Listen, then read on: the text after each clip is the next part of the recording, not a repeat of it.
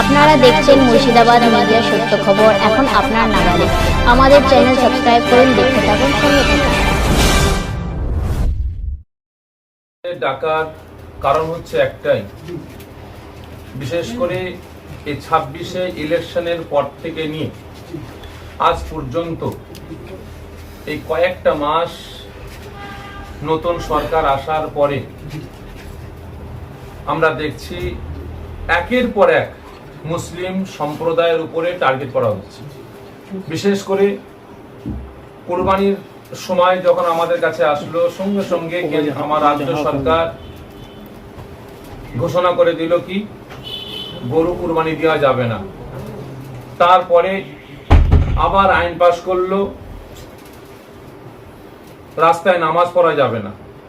তারপরে একের পর এক একটাই সম্প্রদায়কে, বিশেষ করে মুসলিম সম্প্রদায়কে টার্গেট করা হচ্ছে।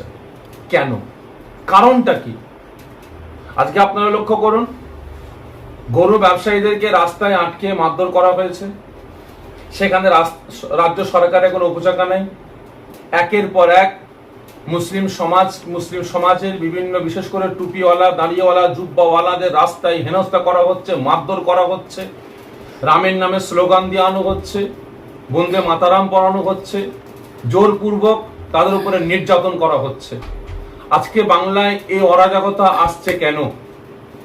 আপনাদের মাধ্যম দিয়ে আমি আমার রাজ্য সরকারের কাছে জানতে চাইছি।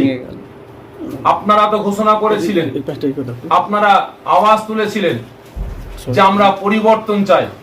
তা বলে কি আপনাদের এই পরিবর্তন যে আজকে পশ্চিম বাংলায় বিশেষ করে মুসলিম সমাজটাকে টার্গেট করে আপনারা একের পর এক আইন পাস করছেন মুসলিম সমাজটাকে রাস্তায় নামানোর জন্য, মুসলিম সমাজটাকে ক্ষিপ্ত করার জন্য? আপনারা কি টার্গেট নিয়েছেন? আমি সাধুবাদ জানাবো এই পশ্চিম বাংলার মুসলমান ভাইদেরকে যে আপনারা আজকে ঠান্ডা ভাবে আপনারা কাজ করছেন। কারণ সব থেকে বড় জিনিস, নতুন সরকার আসার পরে আমরা দেখতে পাচ্ছি মুসলিম সমাজটাকে শেষ করার জন্য, মুসলিম সম্প্রদায়কে টার্গেট করে তাদেরকে দমাবার জন্য একের পর এক আইন লাগু করা হচ্ছে। মুসলিম সমাজটাকে রাস্তায় নামাবার জন্য প্রথম করলো কি গরু খাওয়া বন্ধ, যাতে মুসলমান রাস্তায় নামে, মুসলমানদের অ্যারেস্ট করে জেলে ভরা হবে। সেটা কামিয়াবি হলো না। তারপরে করলো নামাজ পড়া বন্ধ, রাস্তায় নামাজ পড়া বন্ধ করলো, ভাবলো মুসলমান রাস্তায় নামবে, তাতেও তারা কামিয়াবি হলো না। একের পর এক আইন পাস করে এখন আবার